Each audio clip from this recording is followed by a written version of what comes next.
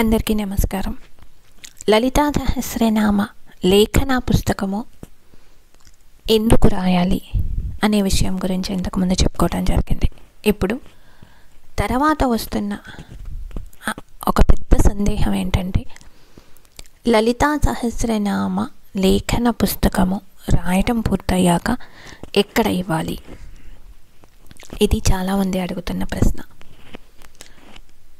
అయితే మనము ముందుగా గుర్తుపెట్టుకోవాల్సింది, రామకోటి రాసినట్టుగా మనము ఈ పుస్తకాలు రాయటం లేదు.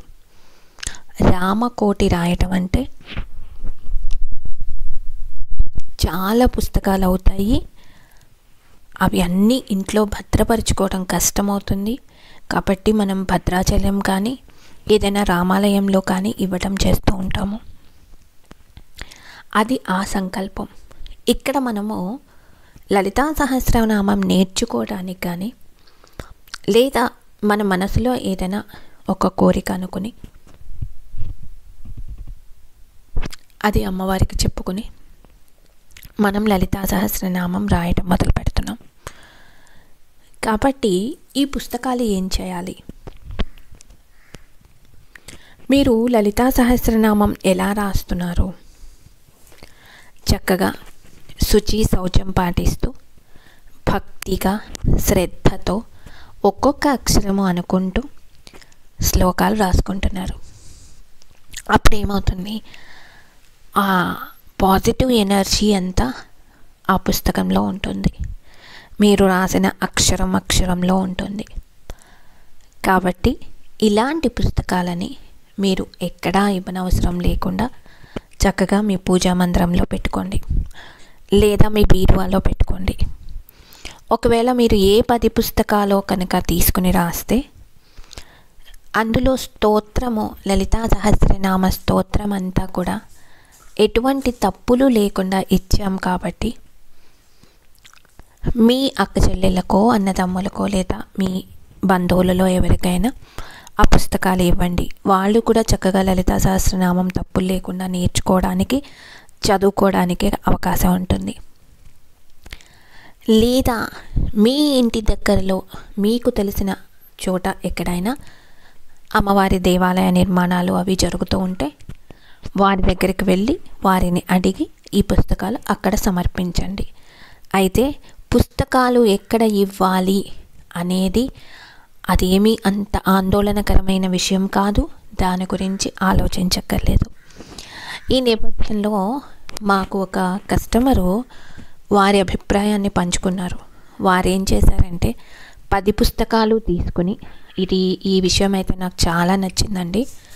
10 పుస్తకాలు తీసుకుని చక్కగా ఒక్కొక్క పుస్తకము వారు రాసేటప్పుడు వారి భర్త, తర్వాత పిల్లల పేరు మీద ఒక్కొక్క పుస్తకము, తర్వాత మనవలు మనవరాళ్ళు, ఇలా ఒక్కొక్క పుస్తకము రాసేటప్పుడు ఒకరి గురించి అనుకుంటూ ఆవిడతో సహా మొత్తం కలిపి 10 పుస్తకాలు పూర్తి చేసి వాటిని చక్కగా లామినేట్ చేయించి ఆ పుస్తకాన్ని వీళ్ళందరికీ పంచిపెట్టారట. అంటే చూడండి ఎంత అద్భుతంగా ఉంది ఈ ఆలోచన.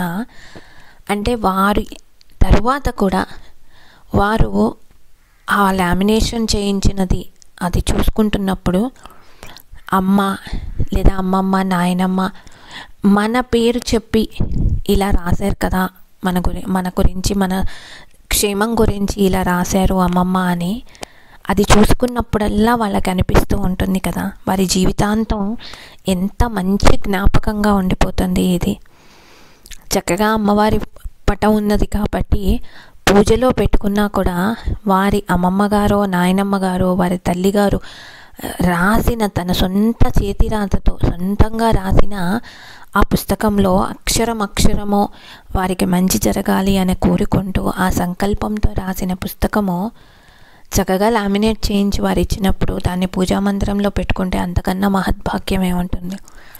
ఈ ఆలోచన అయితే నాకు చాలా గొప్పగా అనిపించిందండి.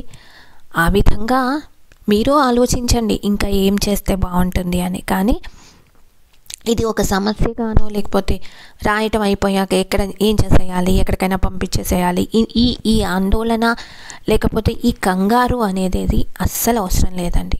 ముందు ప్రశాంతంగా రాసుకుని తర్వాత చక్కగా పూజా మందిరంలో పెట్టుకోండి. లేదా ఇక్కడ చెప్పినట్టుగా మీ మీ వారికి ఎవరికైనా మీ వాళ్ళకి ఎవరికైనా ఇవ్వటము, లేదా చక్కగా లామినేట్ చేయించి మీ బంధువులకు ఇవ్వటము.